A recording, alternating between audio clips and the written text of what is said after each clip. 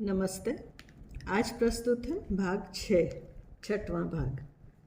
जो कुछ हुआ उसका पूरा हाल शाम को सुना। शोन ने बताया कि उस बैल ने मुझे को परास्त करने के लिए अनेक प्रयत्न किए थे, लेकिन मेरे आगे उसकी एक न चली। लगभग 2 घंटों तक वह उछल उछल कर अपने सिर को झटकता रहा था। बीच बीच में वह जोर से कूदता, पैरों के खुरों से जमीन को रेतता, लेकिन अंत में वह थक गया और चुपचाप खड़े हो गया। वह लगातार फूं फूं कर रहा था। उसके मुंह से झाग निकलने लगा। इतने में शोन भागता हुआ गया और पिताजी को बुला लाया। उन्होंने ही उसके नाथ डाली, लेकिन मेरे हाथों की पकड़ छुड़ाते समय उन्हें बहुत ही परेशानी हुई। सुनते हैं कि मेरी देह को हाथ लगाते ही ऐसी जलन होती थी जैसे कि आग को छू लिया हो। मैं विचारमग्न हो गया। 2 घंटे तक एक जंगली पशु से जूझते रहने पर मेरे शरीर पर कोई खरोंच तक नहीं आई। क्यों? मेरा शरीर इतना कैसे तप्त हो गया कि छूते ही छाला पड़ जाता था। मैंने उत्सुकतावश शोन से पूछा, शोन, खेलते समय कभी तुझे चोट लगी है क्या? वह बोला, अनेक बार। एक बार तो मैं गंगा के पानी में सिर के बल गहरा गोता लगाया। पानी में एक नुकीली शिला थी। मेरा सिर एकदम उसी से जा टकराया। तत्क्षण सामने तारे चमकने लगे। मेरे सिर में चोट लग गई थी। ब्रह्मदत्त ने मुझे पानी से निकाला। न जाने किस औषधि के पत्ते पत्थर से पीसकर उनका रस मेरे सिर पर निचोड़ा था।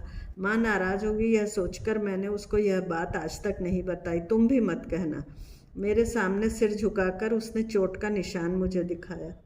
शोन को चोट लगती है, उसकी देह से रक्त बहता है, तो फिर मेरी देह से भी बहना चाहिए। मैं झटपट उठा और सीधा पर्णकुटी में गया। वहां अनेक धनुष बाण रखे हुए थे। सर्र से उनमें से एक बाण खींच लिया। उसका तीक्ष्ण फलक चंद्र रेखा की तरह चमक उठा। निश्चय कर हाथ के उस बाण को मैंने सिर से उठाया। हाँ, अब उसकी तीक्ष्ण नोक ठीक पैर के पंजे पर आएगी। इस तरह उस बाण को पकड़ हाथ से छोड़ दिया। अब वह कच से मेरे पैर में घुस जाएगा। यह सोचकर सिहर कर मैंने तत्क्षण आंखें मींच ली।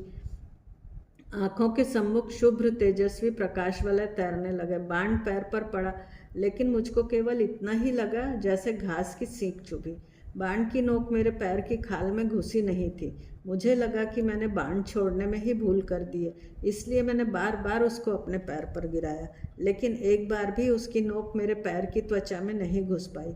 मैंने गौर से अपने पैर की ओर देखा। वहाँ छोटा सा कोई घाव तक नहीं हुआ था।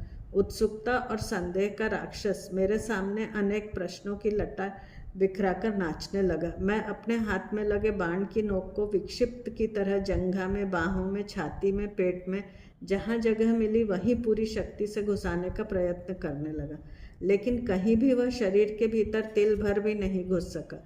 क्यों नहीं घुस सका वह? क्या मेरे शरीर की त्वचा अभेद्य है? मन के आकाश में संदेह की एक बिजली इस ओर से उस छोर तक चमक गई। हाँ, निश्चय ही मेरी संपूर्ण देह पर किसी से भी न टूट सकने वाला अभेद्य कवच होना चाहिए। अभेद्य कवच? वाह! दौड़ते हुए रथ में भी यदि मैं कूद पड़ूं तो मुझको कभी चोट नहीं लगेगी।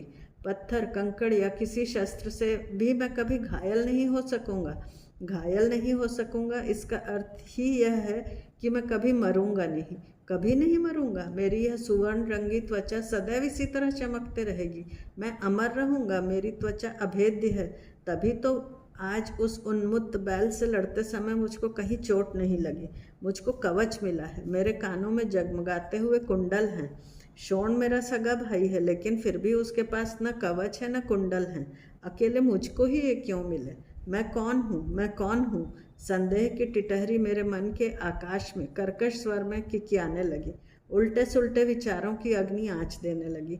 ऐसा प्रतीत होने लगा कि मैं इन सब से अलग कोई हूँ। इनमें और मुझ में बहुत बड़ा अंतर है, लेकिन इन विचारों से स्वयं मुझको बहुत दुख होने लगा।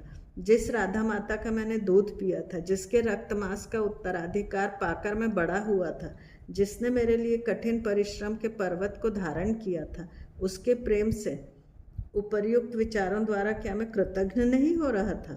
वसु भैया कहकर जिसने भोले भाव से अहर्निश मेरे नाम का जप किया था, अपने उस स्नेही भाई की क्या यह प्रताड़ना नहीं थी?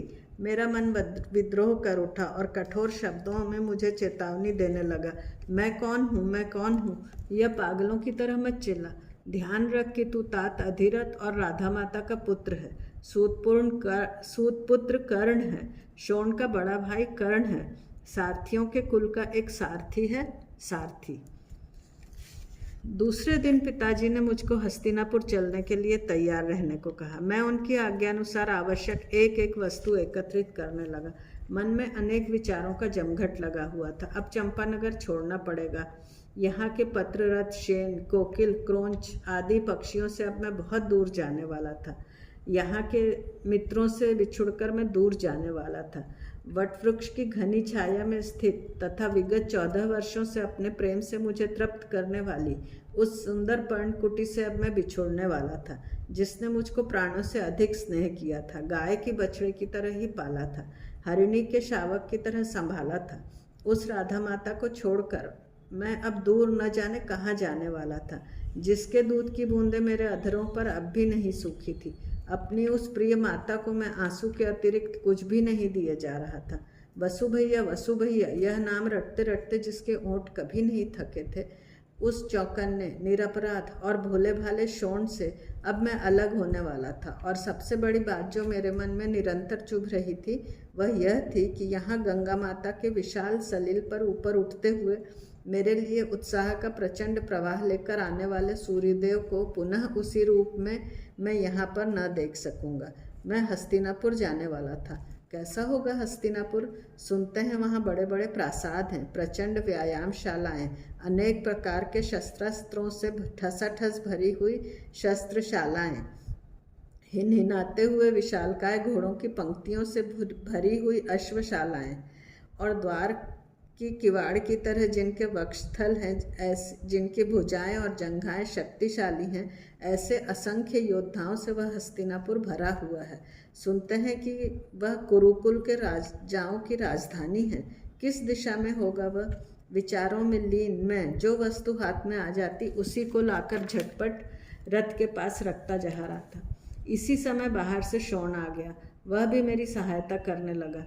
वसु भैया, पिताजी हर बार रथ लेकर यहाँ आया करें तो कितना अच्छा है, फिर तो हम लोग रथ में खूब घूमा करें।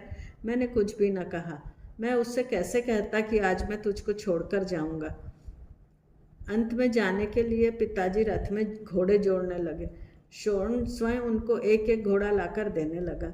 द्वार में खड़ी हुई माता को मैंने झुककर वंदन किया। मुझको ऊपर उठाते हुए उसने देर तक मेरे मस्तक का आग्रहण किया।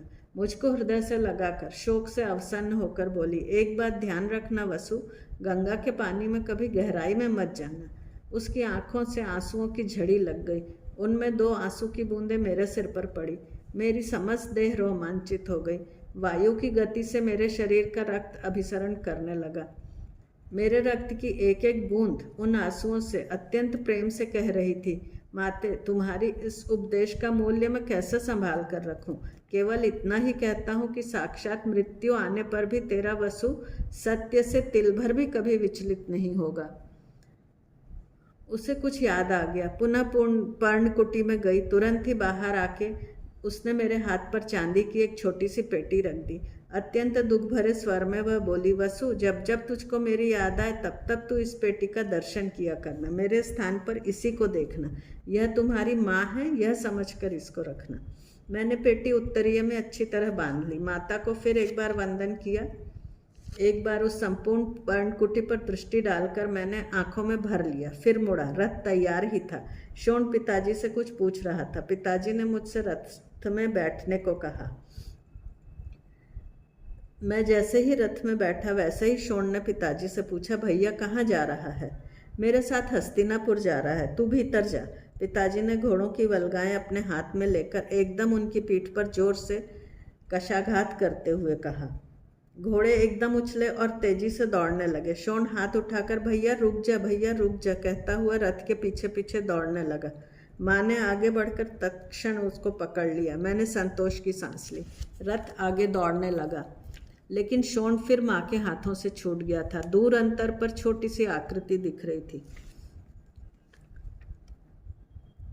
मुझको छोड़कर जा रहा है? क्यों रे भैया, तू जाएगा तो मैं भी तेरे साथ ही चलूंगा, वापस नहीं जाऊंगा। मैंने पिताजी की ओर देखा। क्षण भर में ही कुछ निश्चय कर वे बोले, ठीक है, तू भी चल। शोण आनंद विभोर होकर एकदम मुझसे लिपट गया। मैंने उत्तरीय से उसके मुख पर से श्वेत बिंदु पोंछे। सचमुच कितना भाग्यशाली था मैं। मुझको शोण जैसा स्नेही भाई मिला था। नगरी के आसपास के परिचित स्थल पीछे छूटने लगे। अगल बगल की घनी वन राज्य में चंपा नगरी अदृश्य होने लगी। मेरा बचपन भी अदृश्य होने लगा। बकुल, खदिर, डंडनी के वृक्ष पीछे छूटने लगे। 2 दिन पहले जिस पठार पर हमने राजसभा का खेल रचा था, नगरी के बाहर का वह पठार सामने आया। मुझको राजा के रूप में मान देने वाला पाषाण का वह कल्पित सिंहासन, महाराज वसुसेन का वह सिंहासन, मुझको मौन भाषा में विदा करने लगा। हाथ उठाकर मैंने उसको और चंपा नगरी को वंदन किया। मेरा जीवन बचपन की हरियाली छोड़कर दौड़ने लगा, चंपा नगरी से हस्तिनापुर की ओर।